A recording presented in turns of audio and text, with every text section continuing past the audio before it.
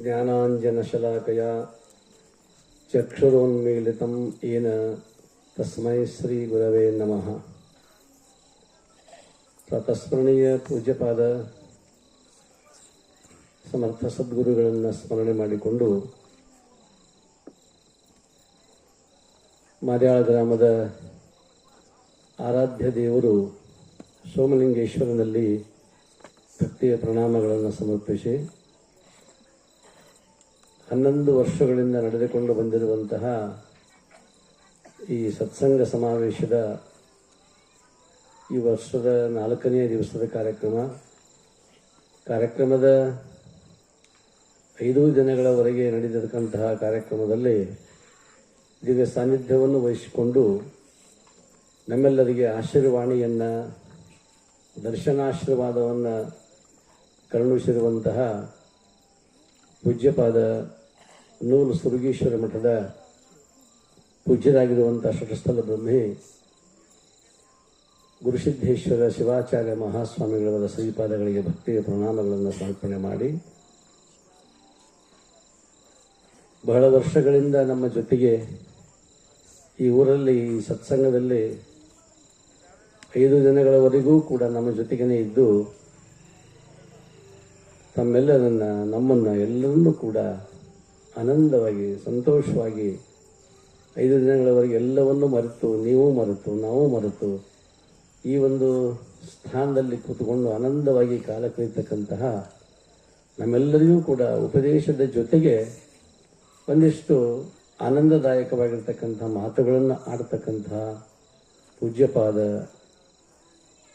ಕನಕನಹಾಳದ ಗಿರೀಶಾನಂದ ಅಪ್ಪಗಳವರ ಶ್ರೀಪಾದಗಳಿಗೆ ಭಕ್ತಿಯ ಪ್ರಣಾಮಗಳನ್ನು ಸಮರ್ಪಿಸಿ, ಈ ನಾಡಿನಲ್ಲಿ ಬಹಳ ವಿಶೇಷವಾಗಿರುವಂತಹ ಪ್ರವಚನವನಗಳನ್ನು ನೀಡುತ್ತಾ ಜನಸಾಮಾನ್ಯರಿಗೂ ಕೂಡ ತತ್ವಗಳನ್ನು ತಿಳಿಸುವಂಥ ಕೆಲಸ. ಹಿಂದೆ ನಗೆಮಾರೆ ತಂದೆ ಅಂತ ತಿಳ್ಕೊಂಡು 12ನೇ ಶತಮಾನದಲ್ಲಿ ಬಸವಾದಿ ಪ್ರಮಥದ ಕಾಲದಲ್ಲಿ ಅವರೂ ಕೂಡ ಒಬ್ಬ ಶರಣರು, ನಗೆಮಾರೆ ತಂದೆಗಳು ಅಂತ ತಿಳ್ಕೊಂಡು ಅವರ ಹೆಸರು. ಆ ರೀತಿಯಲ್ಲಿ ಮಹಾಲಿಂಗಪುರದ ಸಹಜಾನಂದ ಮಹಾಸ್ವಾಮಿಗಳವರ ಕರಕಮಲ ಸಂಜಾತರಾಗಿ ಬಹಳಷ್ಟು ವರ್ಷಗಳವರೆಗೆ ಅವರ ಸೇವೆಯನ್ನು ಮಾಡಿ, ಅವರಿಂದ ಏನು ಬಹಳ ಕಲಿತವರಲ್ಲ, ಓದಲಿಕ್ಕೆ ಬರೀಲಿಕ್ಕೆ ಬಲ್ಲವರಲ್ಲ, ಆದರೂ ಸಹಿತ ಅವರ ಕೃಪಾಶೀರ್ವಾದ ಅಂತಕ್ಕಂಥದ್ದು, ಅವರ ಸಂಘ, ಅವರ ಪಾವನ ಸಾನ್ನಿಧ್ಯದಿಂದ ಅದ್ಭುತವಾಗಿರ್ತಕ್ಕಂತಹ ಎಲ್ಲಿ ನೋಡ್ತಾರಲ್ಲಿ ಮಾರುತಿ ಶರಣರ ಹೆಸರು ಅಂತಕ್ಕಂಥದ್ದು. ಅವರು ಬರಬೇಕು, ಅವರ ಮಾತುಗಳನ್ನು ಕೇಳಬೇಕು ಅಂತ ತಿಳ್ಕೊಂಡು ಜನ ಹಾತೊರೆದಿದ್ದಾರೆ. ಆ ರೀತಿಯಲ್ಲಿ ಇವತ್ತು ಪ್ರಥಮ ಬಾರಿಗೆ ಇಲ್ಲೇ ದೊಂಡಿಗೆಗೆ ಬಂದಿದ್ದಾರೆ. ಪಕ್ಕದಲ್ಲಿರ್ತಕ್ಕಂತಹ ತಮಿಳುನಾಡಿನಲ್ಲಿ ಕೂಡ ಅವರು ಪ್ರವಚನ ಮಾಡಿದ್ದಾರೆ. ಇಲ್ಲಿ ಬಂದಿರಲಿಲ್ಲ. ಸಹಜವಾಗಿ ನಾನು ಪ್ರತಿ ದಿವಸ ಫೋನ್ ಹಚ್ತಿರ್ತಾರೆ, ಎಲ್ಲಿದ್ದಾರೆ ಅಂತ ತಿಳ್ಕೊಂಡು. ಮಾರ್ಯಾದಲ್ಲಿದ್ದೇನೆ ಅಂತಂದಾಗ ಎಷ್ಟು ದಿವಸಪ್ಪ ಕಾರ್ಯಕ್ರಮ ಅಂತ ಕೇಳಿದ್ರು. ಇವತ್ತು ನಾಳೆ 2 ದಿವಸದ ಅಂತಂದಾಗ ಬರಬೇಕಂದ ಕೂಡಲೇ ಎಲ್ಲವನ್ನು ಬಿಟ್ಟುಕೊಟ್ಟು ತಮ್ಮೆಲ್ಲರ ಒಂದು ಈ ಸೇವೆಗೋಸ್ಕರವಾಗಿ ಬಂದಿರತಕ್ಕಂತಹ ಆತ್ಮೀಯ ಪೂಜ್ಯರಾದ ಮಾರುತಿ ಶರಣರಲ್ಲಿಯೂ ಕೂಡ ಭಕ್ತಿಯ ಪ್ರಣಾಮಗಳನ್ನು ಸಮರ್ಪಣೆ ಮಾಡಿ, ಆತ್ಮೀಯರಾಗಿರ್ತಕ್ಕಂತಹ ದೇವತಾ ಉಪಾಸಕರಾಗಿರುವಂತಹ ದಾದಾ ಮಹಾರಾಜರಲ್ಲಿಯೂ ಕೂಡ ಶರಣಗಳನ್ನು ಹೇಳ್ತಾ, ಇವತ್ತು ಈ ಕಾರ್ಯಕ್ರಮದಲ್ಲಿ ಪಾಲ್ಗೊಂಡಿರುವಂಥ ಶಿವಸ್ವರೂಪಿಗಳಾದ ತಾಯಂದರೇ, ಶರಣರೇ, ಮುದ್ದು ಮಕ್ಕಳೇ, ತಮ್ಮೆಲ್ಲರಿಗೂ ಶರಣಾರ್ಥಿಗಳು. ಸಂಘವನ್ನು ಕುರಿತಾಗಿ ಇಲ್ಲಿವರೆಗೆ ಸಾಕಷ್ಟು ಹೇಳಿದ್ದಾರೆ. ಇನ್ನದು ಅತಿ ಸರ್ವತ್ರ ವರ್ಜಯೇತ್ ಅಂತ ಒಂದು ಮಾತು ಬರುತ್ತದೆ. ಅತಿ ಅಂತಕ್ಕಂಥದ್ದು ಆಯಿತು ಅಂತಂದರೆ ಅದು ದುಃಖಕ್ಕೆ ಕಾರಣ ಆಗ್ತದೆ. ಅದಕ್ಕಾಗಿ ಹೆಚ್ಚಿಗೆ ಮಾತನಾಡಲಾರದೇ ಇವತ್ತು ಗೋಡಿಗೆಯಿಂದ ನಮ್ಮ ಮಕ್ಕಳು ಭಾಳ ಸುಂದರವಾಗಿರ್ತಕ್ಕಂತಹ ಸುಮಾರು ಒಂದು 30-35 ಇಂಥ ಹಾಡುಗಳನ್ನು ಹಾಡ್ತಾರೆ. ಅವರಿಗೆ ಸಮಯ ಸಾಕಾಗೋದಿಲ್ಲ. ಆದ್ದರಿಂದ ಪ್ರತಿನಿತ್ಯವೂ ಕೂಡ ಮಠದಲ್ಲಿ ಭಜನೆಯನ್ನು ಮಾಡ್ತಕ್ಕಂಥ ಒಂದು ಪರಂಪರೆ ನಮ್ಮ ಮಠದಲ್ಲಿ ಇರೋದ್ರಿಂದ ನಾನೇ ಅವರಿಗೆ ಹಾರ್ಮೋನಿಯಂ ಬಾರಿಸ್ತಾ ಅವರಿಗೆ ಸಂಗೀತ ಸಾಥ್ ಕೊಡ್ತಕ್ಕಂಥದ್ದು. ಅಂಥ ಮಕ್ಕಳು ಕೂಡ ಆಗಮಿಸಿದ್ದಾರೆ. ಇಂಥ ಒಂದು ಈ ಸಂದರ್ಭದಲ್ಲಿ ಅವರ ಗಾಯನವನ್ನು ತಾವೆಲ್ಲ ಕೇಳಿದ್ರಿ. ಇಲ್ಲಿ ಮಕ್ಕಳು ಮೇಲಿನ ಮೇಲೆ ಪ್ರತಿನಿತ್ಯ ಕೇಳ್ತಿದ್ರು, ಎಂದು ಬರ್ತಾರವರು, ಎಂದು ಬರ್ತಾರೆ ಅಂತ ತಿಳ್ಕೊಂಡು. ಅಂದರೆ ವರ್ಷದಲ್ಲಿ ಯಾರ್ಯಾರು ಬರಬೇಕು ಅವರು ಬಂದರೆ ಇದೊಂದು ಸೌಂದರ್ಯ ಅಂತಕ್ಕಂಥದ್ದು, ಈ ಕಾರ್ಯಕ್ರಮಕ್ಕೆ ಕಳೆ ಅಂತಕ್ಕಂಥದ್ದು ಇರ್ತದೆ. ಆ ರೀತಿಯಲ್ಲಿ ಇವತ್ತು ಆ ಮಕ್ಕಳು ಕೂಡ ಬಂದು ಈ ಕಾರ್ಯಕ್ರಮದಲ್ಲಿ ಭಾಗವಹಿಸಿ ನಮ್ಮೆಲ್ಲರನ್ನು ಕೂಡ ಸಂತೋಷಗೊಳಿಸಿದ್ದಾರೆ. ಇಂತಹ ಈ ಕಾರ್ಯಕ್ರಮ ಇವತ್ತು ಇದು 4ನೇ ದಿವಸದ ಕಾರ್ಯಕ್ರಮ, ನಾಳೆಗೆ ಕೊನೆಯ ದಿವಸದ ಕಾರ್ಯಕ್ರಮ. ನಾಳೆ ಈ ಕಾರ್ಯಕ್ರಮ ಸತ್ಸಂಗ ಕಾರ್ಯಕ್ರಮ ಕೊನೆಗೊಳ್ಳುತ್ತದೆ.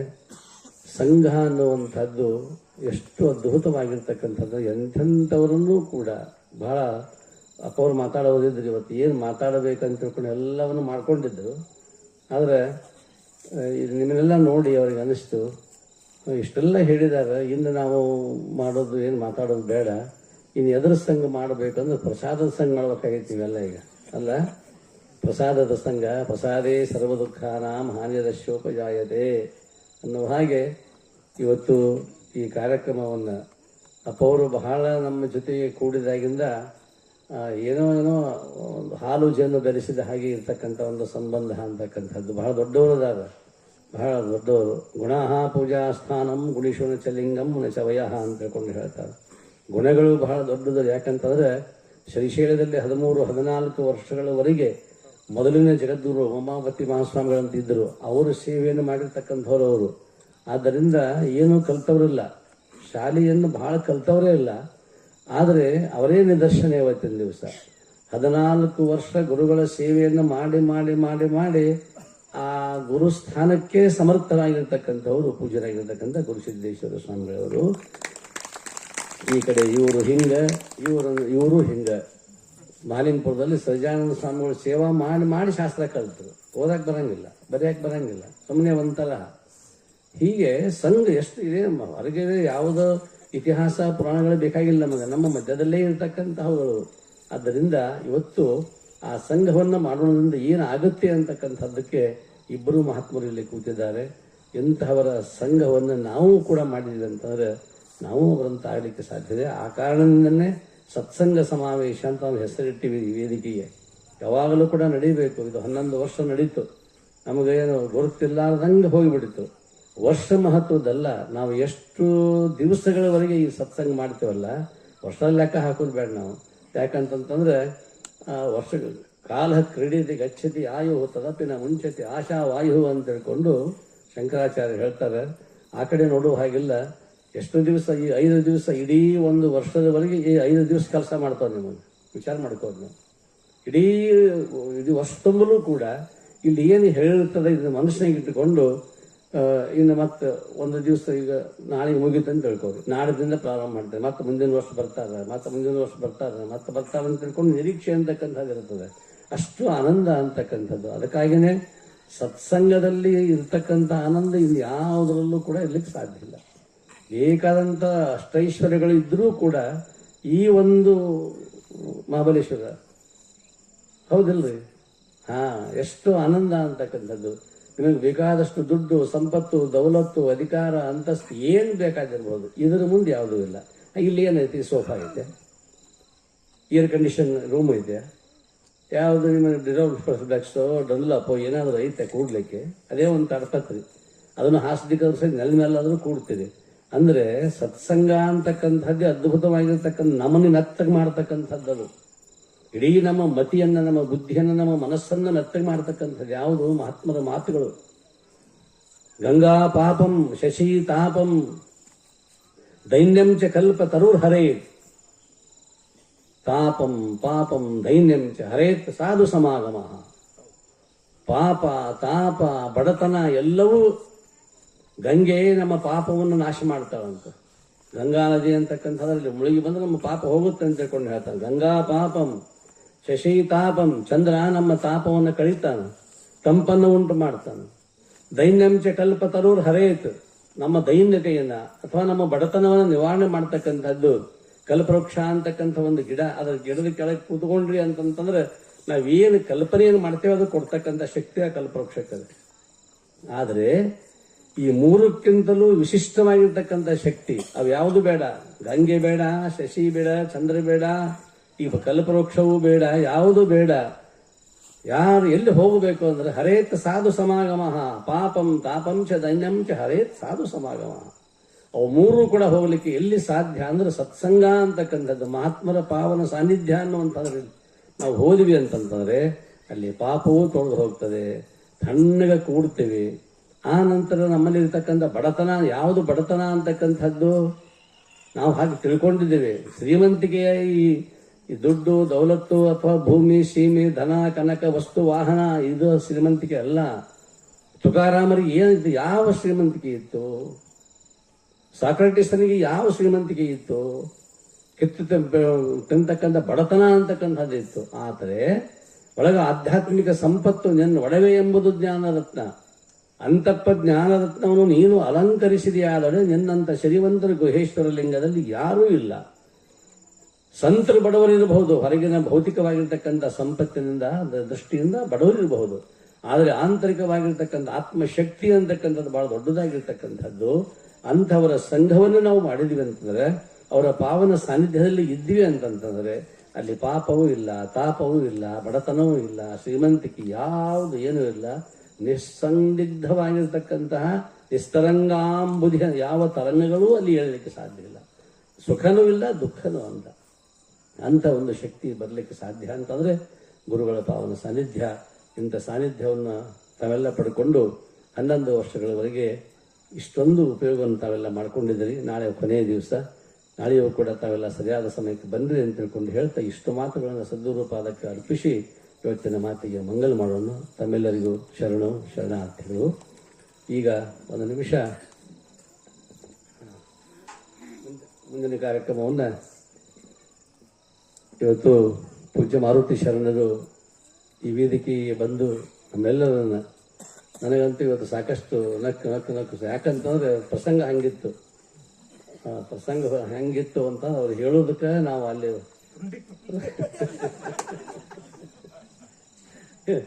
ಅಲ್ಲಿ ಭಾಳ ನಕ್ಕಿವಿ.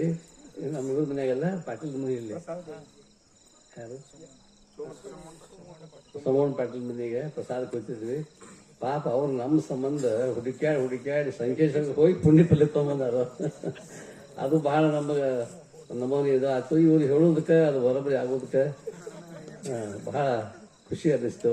ಅಂತ ಆನಂದಮೂರ್ತಿ ನಗೆಮಾರಿ ತಂದೆ ಬಂದಿರತಕ್ಕಂತಹ ಮಾರುತಿ ಶರಣರಿಗೆ ವೇದಿಕೆ ಮುಖಾಂತರವಾಗಿ ಇಲ್ಲಿ ಹಿರಿಯರು ಗೌರವಾರ್ಪಣೆಯನ್ನು ಸಲ್ಲಿಸಬೇಕು. धन्यवाद अप्पाजीवर. ज्या शांतीदूतांनी हा समतेचा, शांतीचा, सन्मार्गाचा, सज्जनपणाचा मार्ग सांगितला ते परमपूज्य सिद्धेश्वर महास्वामीजी. त्यांचा वारसा आणि त्याचबरोबर त्यांचं असलेलं जे ज्ञान भांडार आहे ते ज्ञान भांडार आपण या ठिकाणी समाजाच्या सेवेसाठी अर्पण करत आहात. आम्हाला माहित नाही कल्पवृक्ष आहे की नाही किंवा कामधेनू आहे की नाही हे सुद्धा आम्हाला माहिती नाही. पण कामधेनू आणि कल्पवृक्ष आपल्या रूपानं नक्कीच आहे. आणि ते इच्छिलेलं देणारं कल्पवृक्ष म्हणजे आपणच आहात असं मला वाटतं. आपण या ठिकाणी खूप हा जो समतेचा मार्ग जो आहे, सज्जन संघचा जो मार्ग आहे तो आपण या ठिकाणी व्यक्त केला. त्याबद्दल आम्ही ऋणी आहोत. या ठिकाणी आतापर्यंत ज्यांनी संगीत सेवा केली त्या संगीत सेवेमध्ये श्रेया व अनन्या या 2 गुडगिरीच्या मुग्ध बालिकेने येऊन या ठिकाणी एक बक्षीस स्वीकारायचं आहे. दर्शन चंद्रशेखर मगदुम कोचरी यांच्याकडून 500 रुपयाचं बक्षीस आणि शिवांश विश्वनाथ सारंगी यांच्याकडून 500 रुपयाचं बक्षीस त्या दोघींनी स्वीकारायचं आहे. परमपूज्य मलय महास्वामीजी व गुरुसिद्धेश्वर महास्वामीजी यांनी या ठिकाणी त्या 2 बालिकेना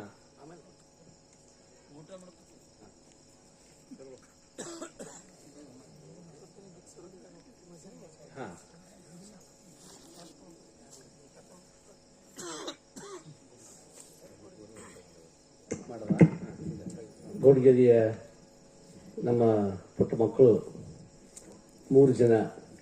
ಹುಡುಗ 3 ಮಂದಿ ಕ್ಲಾಸ್ಮೇಟು. ಹುಡುಗ ದಮಡಿ ಬಾರಿಸೋ ಹುಡುಗ ವಿಚಿತ್ರ ಅಂತಂದ್ರೆ ಏನು ಗೊತ್ತಿಲ್ಲ ಅವ್ರಿಗೆ. ಅವನು CBSE ಓದ್ತಕ್ಕಂಥ ವಿದ್ಯಾರ್ಥಿ, 4ನೇ ಕ್ಲಾಸ್ನಲ್ಲಿ. ಅವನು ಪ್ರತಿನಿತ್ಯ ಭಜನೆಗೆ ಬರ್ತಿದ್ದ. ಅವರ ಅಪ್ಪ ಎಕ್ಸರ್ವಿಸ್ನವನು, ಭಜನೆಗೆ ಬರ್ತಿದ್ದ. ಸುಮ್ಮನೆ ಕುಂತು ನೋಡಿ ನೋಡಿ ನೋಡಿ ತಾಳ ಬಾರಿಸಿ ಕೊನೆಗೆ ದಮಡಿ ಕೊಟ್ಟಿವಿ. ಯಾರೂ ಕಲಿಸಿಲ್ಲ ಅವ್ರಿಗೆ. ಸಹಜ ದಮಡಿ ಬಾರಿಸೋಕೆ ಶುರು ಮಾಡಿದ, ಇವ್ರು ಹಾಡಕ್ಕೆ ಶುರು ಮಾಡಿದ್ರು. ನಮ್ಮೊಂದು ಮೇಳನ ತಯಾರಾಗಿಬಿಡ್ತು. PT ಮಾಸ್ತರ್ ನಾನಲ್ಲ. ಅದ್ರ ಜೊತೆಗೆ ಇಲ್ಲಿ ಗುರುಸಿದ್ದ ET ಅಂತ ಬಂದಾರ. ಅವರು ಪ್ರತಿನಿತ್ಯ ಅವರು ಸ್ವದೇಶ, ನಮ್ಮ ಪೋಸ್ಟ್ ಮಾಸ್ಟರು, ನಮ್ಮ ಬಾಳಯ್ಯ ಸ್ವಾಮಿಗಳು, ನಾರಾಯಣಪ್ಪ ಎಲ್ಲ ಬಹಳ ನಮ್ಮ ಒಂದು ಸಂಘ ಅಂತಕ್ಕಂಥದ್ದು. ಪ್ರತಿನಿತ್ಯ ನಾವು ಇರಲಿ ಸಾಯಂಕಾಲ 6ರಿಂದ 8 ಗಂಟೆವರೆಗೆ ಭಜನೆ ಮಾಡ್ತಾರೆ. ಪೇಟೆ ಇರೋದಿಲ್ಲ, ಆದರೆ ಪೇಟೆ ಸ್ವರ ಏನು ಒಂದು ಸಲ ಕೂಡಿಸ್ಬಿಡ್ತೇವೆ, ಸ್ವರದಲ್ಲೇ ಹಾಡ್ತಕ್ಕಂಥದ್ದು. ಅದು ಪೇಟೆ ಇರೋದಿಲ್ಲ. ನಾ ಇದ್ದಾಗ ಮಾತ್ರ ಪೇಟೆ ಬರ್ಸೋದು. ಅಂತಹ ನಮ್ಮ ಗುರುಸಿದ್ದ ETಯವರು ನಮ್ಮ ಭಜನಾ ಮಂಡಳಿಯ ಪರವಾಗಿ ಪೂಜ್ಯರಿಂದ ಆಶೀರ್ವಾದವನ್ನು ತೆಗೆದುಕೊಳ್ಬೇಕು. ಇವತ್ತು ಇನ್ನೊಂದು ವಿಶೇಷ ಅಂತಂದರೆ, ಇಲ್ಲಿ ಕೊಡ್ರಿ ನಿಮ್ಮ ಕಸರಿ ಮಾಡಿ ಮಾಲೆ ಒಂದು ಕೊಡ್ರಿ. ಅದು ಹುಡುಗರು ಹಾಂ. ಇವತ್ತು 11ನೇ ವರ್ಷದ ಈ ಸಂದರ್ಭದಲ್ಲಿ ಚಲಿಗೊಂಡು ಸರ್ ನನಗೊಂದು ಮಾತು ಹೇಳಿದರು. ಗೋಡಿಗೇರಿಯಲ್ಲಿ ನಾವು ಪ್ರತಿ ವರ್ಷ 100-150 ಜನರದ್ದು ರಕ್ತದಾನ ಶಿಬಿರ ಮಾಡ್ತೇವೆ ನಮ್ಮ ಗುರುಗಳ ಆರಾಧನೆಯೊಳಗೆ, ಜಾತ್ರೆ ಸಂಬಂಧಗಳು. ಅದಕ್ಕಾಗಿ ನಮ್ಮದು ಸಣ್ಣ ಊರಾದರೂ ಪರವಾಗಿಲ್ಲ, ಎಷ್ಟು ಜನ ಆಗುತ್ತೆ ಅಂತ ತಿಳ್ಕೊಂಡು ಇಲ್ಲಿ ರಕ್ತದಾನ ಶಿಬಿರದ ಬಗ್ಗೆ ನಾವು ಹೇಳಿದಾಗ, ಇವತ್ತು ಇದೇ ಮಾರುತಿ ಮಂದಿರದೊಳಗೆ ಸುಮಾರು ಒಂದು 18 ಜನ, ನಮಗೆ ಅಷ್ಟು ಆಗತ್ತೆ ಅಂತ ತಿಳ್ಕೊಂಡು ನಮಗೇನು ಭರವಸೆ ಇರಲಿಲ್ಲ. ಒಂದು 18 ಜನ, ಅದರಲ್ಲಿ ಹೆಣ್ಮಕ್ಳು ಕೂಡ. ಇಲ್ಲೇ ಎಷ್ಟು ಜನ ಅವರು ಹೆಣ್ಮಕ್ಳು? 7-8 ಜನ ಹೆಣ್ಣು ಮಕ್ಕಳು. ನಾನು ಎಷ್ಟು ವಿಚಿತ್ರ ಅಂದ್ರೆ, ಹೊಲದಾಗ ಕೆಲಸ ಮಾಡಿ ಬಂದಿಲ್ಲ, ಅಲ್ಲಿ ರಕ್ತದಾನ ಮಾಡ್ಯಾರ. ಆ ಟೈಮ್ ಆಯಿತು. ಟೈಮ್ ಆದ ಕೂಡಲೇ ಏನು ಹೊಕ್ಕರ ಬಾ ಅಂತ ತಿಳ್ಕೊಂಡು ಅಲ್ಲಿ ಏನೇನೋ ಹೊಲದಾಗ ಕೆಲಸ ಮಾಡ್ತಿದ್ರು. ಕೆಲಸ ಮಾಡೋದು ಬಿಟ್ಟು ಅಲ್ಲಿ ಬಂದು ರಕ್ತದಾನ ಮಾಡಿದರು. ಮತ್ತೆ ಹೊಳ್ಳಿ ಒಂದು 10 ನಿಮಿಷ ಅಲ್ಲಿ ಏನು ಮಲ್ಕೊಂಡಾರ, ಮತ್ತೆ ಹೊಳ್ಳಿ ಅದೇ ಕೆಲಸಕ್ಕೆ ಹೋದ್ರು. ಇದನ್ನು ನಾವು ಸ್ವಲ್ಪ ಯುವಕರಾದಾಗ ತಿಳ್ಕೋಬೇಕು. ಯಾರು ಗಂಡು ಮಕ್ಕಳು ಇದ್ರಾಗ ನಾವು ವಿಚಾರ ಮಾಡ್ಕೋಬೇಕು. ಹೆಣ್ಣುಮಕ್ಕಳು ತಾಯಂದಿರು ಅಲ್ಲಿ ಹೋಗಿ ಹೊಲದಾಗ ಕೆಲಸ ಮಾಡಿಕೊಂಡು ಬಂದು ಮತ್ತೆ ರಕ್ತದಾನ ಮಾಡಿ ಮತ್ತೆ ಹೊಳ್ಳಿ ಕೆಲಸಕ್ಕೆ ಹೋದ್ರು. ಇದನ್ನು ನೋಡಿ ಕೆಲವು ಹುಡುಗರು ಹಿಂಗೆ ಮಾಡಿದ್ದು ನಮ್ಗೆ ಅನಿಸ್ತು. ಅಂದರೆ ಆ ಕೊಡೋದ್ರಿಂದ ನಮ್ಮ ರಕ್ತ ಕಡಿಮೆ ಆದೀತಲ್ಲ ಅನ್ನುವಂಥ ಮನೋಭಾವನೆ ಬಂದ್ಬಿಡ್ತು. ಹಾಗಾಗಬಾರ್ದು. ಆದರೂ ಸಹಿತ ಅನೇಕ ಜನ ಯುವಕರು ಅವರು ಕೂಡ ಕೆಲಸ ಮಾಡ್ತಿದ್ರು, ಎಲ್ಲೆಲ್ಲೋ ಬಣಿ ಓಟ ಹಾಕಿತ್ತಿದ್ರು. ಅದನ್ನು ಬಿಟ್ಟು ಬಂದು ಆ ಹುಡುಗರು ಬಂದು ಅಲ್ಲಿ ರಕ್ತ ಕೊಟ್ಟರು. ಹೀಗೆ ಬಹಳ ಚಿಕ್ಕ ಊರಾಗಿದ್ದರೂ ಕೂಡ 18 ಜನ ಕೊಟ್ಟರಲ್ಲ, ಇದು ಎಷ್ಟು ಅದ್ಭುತ ಆಯಿತು ಅಂತಂತಂದ್ರೆ, 11ನೇ ದಿವಸದ ಇದು 11ನೇ ವರ್ಷದಾಗಿದ್ರೂ ಕೂಡ 18 ಪರ್ವಗಳು, 18 ಅಧ್ಯಾಯಗಳು, 18 ದಿವಸದ ಮಹಾಯುದ್ಧ ಆದಂಗೆ ಇವತ್ತಿನ ದಿವಸ ಅದರ ಸಾಂಕೇತಿಕವಾಗಿ ಇವತ್ತು ರಕ್ತದಾನ ಶಿಬಿರ ಅಂತಕ್ಕಂಥದ್ದು ನಡೀತು. ನಮ್ಮ ಶಂಕರ್ ಪಾಟೀಲ್ ಮಾಸ್ತರು ಹನಿಮನಾಳದವರು ಶಾಲೆ ಮುಗಿಸ್ಕೊಂಡು ಭಾನುದಾಸರ ಮನೆಗೆ ಇವತ್ತು ಪ್ರಸಾದಕ್ಕೆ ಹೋಗ್ಬೇಕಾಗಿತ್ತು. ನಮ್ಮನ್ನು ಕರಿಯಾಗಿ ಬಂದರು ಅವರು. ಬಸ್ಕೊಂಡು ಏನು ಮಾಡಿದ, ಬರಿಲ್ಲ ಅಲ್ಲೇ ಒಳಗೆ ಬರಲಿ. ಏನಂತ ಅವ್ರು ಗೊತ್ತಿಲ್ಲ ಪಾಪ, ಏನಂತ ಇಲ್ಲಿ ಕುಂದ್ರಿ ನಾನು ಆ ಕುರ್ಸಿ ಮೇಲೆ ಕುಂದಿರ್ಸಿದ್ರು. ಮತ್ತು ಆಮೇಲೆ DP ಚೆಕ್ ಮಾಡಿದ್ರು. ಏನಂತ ಕೇಳಿದ್ರು, ಸುಮ್ಮನೆ ಕುಂದ್ರಿ ಅಂತ. ಮತ್ತು ಬೆಳ್ಳು ಸುಚ್ಚಿ ರಕ್ತ ತಗೊಂಡ್ರು. ಏನಂತ ಕೇಳಿದ್ರು, ಏನೇನು ನಡೀರತ್ತಂತ. ಅಂದ್ರೆ ಸಹಜವಾಗಿ ನಮ್ಮನ್ನು ಊಟಕ್ಕೆ ಕರಿಯಾಗಿ ಬಂದಾಗ ಅವರು ಸಹಜವಾಗಿ ರಕ್ತ ಕೊಟ್ಟು ಹೋಗಿಬಿಟ್ರು. ಅಂದ್ರೆ ಮತ್ತೆ ಇನ್ನೊಂದು ಮಜಾ ಹೆಂಗಾಗಿತ್ತು ಅಂದ್ರೆ, 4 ಕುರ್ಚಿ ಇದ್ದವು, ಬೆಡ್ ಇದ್ದವು. BP ಚೆಕ್ ಮಾಡ್ತಿದ್ರಲ್ಲ, ಅದು ವಿಚಿತ್ರ ಅಂತಂತಂದ್ರೆ, ಆ ಬೆಡ್ ಮೇಲೆ ಮಲ್ಕೊಂಡು ಟೈಮ್ನಾಗ BP ಇಲ್ಲ. ಎಲಿತನ ಅಂದ್ರೆ ರಕ್ತ ತಗೊಳ್ಳೋತನ BP ಇಲ್ಲ. ಏನ ಕುರ್ಚೆಕ ಹಂಗೆ ಮಾಡಿದ್ರು, ನೀವು ಹಂಗಾಗಿದ್ರು ಗೊತ್ತಿಲ್ಲ. ಇವತ್ತ 63ನೇ ವರ್ಷದ ಹುಟ್ಟು ಹಬ್ಬ ನಮ್ಮ ಮಲ್ಗೊಂಡದ್ದು. ಸಹಜವಾಗಿ ಇವತ್ತು ಮಾರ್ಚ್ 11ಕ್ಕೆ ಅವ್ರು ಹುಟ್ಟಿದ ದಿವಸ, ಮಾರ್ಚ್ 11ಕ್ಕನ ರಕ್ತದಾನ ಶಿಬಿರ. ಏನಾದ್ರು ಹುಟ್ಟುಹಬ್ಬ ಸಂಬಂಧ ಕೊಟ್ಟು ಆಗಿತ್ತು, ಎಲ್ಲವೂ ಕಾಕತಾಲೀಯ. ಇದು ಎಲ್ಲವೂ ಏನೋ ಆಕಸ್ಮಿಕವಾಗಿರ್ತಕ್ಕಂಥದ್ದು. ಇಂಥ ಈ ಸಂದರ್ಭದಲ್ಲಿ 18 ಜನ, ಅನೇಕ 63 ವರ್ಷದವರು ಸಹಿತ ಮಲಗೊಂಡವರು ಕೊಟ್ಟರು. ಮಹಾಬಲೇಶ್ವರ ನೀವು ಕೊಟ್ರನ್ನ ಆ ಸನ್ನಿಧಾನ ಇತ್ತು ಅವ್ರದ್ದು, ಸಾನ್ನಿಧ್ಯ ವಹಿಸಿದ್ರು ಕಾರ್ಯಕ್ರಮಕ್ಕೆ ಅವರು ಬಂದಿದ್ದರು ಮಧ್ಯಾಹ್ನದಾಗ ಮಹಾಬಲೇಶ್ವರ. ಭಾಳ ಖುಷಿ ಆಯಿತು, ಡಾಕ್ಟರ್ಸ್ ಬಂದಿದ್ದರು. ಅಷ್ಟಾದರೂ ಸಹಿತ ಆ ಸಮಯದಲ್ಲಿ ಬಂದು ಒಂದಿಷ್ಟೆಲ್ಲ ಕಂಪ್ನಿ ಕೊಟ್ಟರು ಮಹಾಬಲೇಶ್ವರು. ಎಷ್ಟು ವಯಸ್ಸಾಗಿದ್ದರೂ ಕೂಡ ಅವರು ರಕ್ತ ಕೊಟ್ಟರು ಮಲಗೋಡು ಪಾಟೀಲರು. ಇಂತಹ ಒಂದು ಸಂದರ್ಭದಲ್ಲಿ 11ನೇ ವರ್ಷದ ಈ ಒಂದು ಕಾರ್ಯಕ್ರಮದಲ್ಲಿ 18 ಜನ ನೀವೇನು ತಾಯಂದಿರು, ಕೆಲವು ಜನ ಯುವಕರು ರಕ್ತ ಕೊಟ್ರಿ. ಅದು ಬಹಳ ಮರಣಶೈಲಿ ಇರ್ತಕ್ಕಂಥವ್ರನ್ನ ಬದುಕಿಸ್ತಕ್ಕಂಥ ಕೆಲಸ ಕೊಟ್ಟಿರಲ್ಲ, ಬದುಕನ್ನು ಕೊಟ್ಟಿರಲ್ಲ, ಅದು ಮಹತ್ವದ್ದು. ಇಂಥ ಉಪಕಾರದ ಕೆಲಸಗಳು ಮುಂದೆ ನಿರಂತರ ನಡೀಲಿ ಅಂತ ತಿಳ್ಕೊಂಡು ನಾನು ಶುಭವನ್ನು ಕೋರ್ತಾ, ಯಾರು ಬಂದಿದ್ದೀರಿ ಅಂತಂದ್ರೆ ಸರ್ಟಿಫಿಕೇಟ್ಗಳು ಈಗಾಗಲೇ ರೆಡಿ ಆಗಿದ್ದಾವೆ ಅಲ್ಲ ಹೇಳಿ.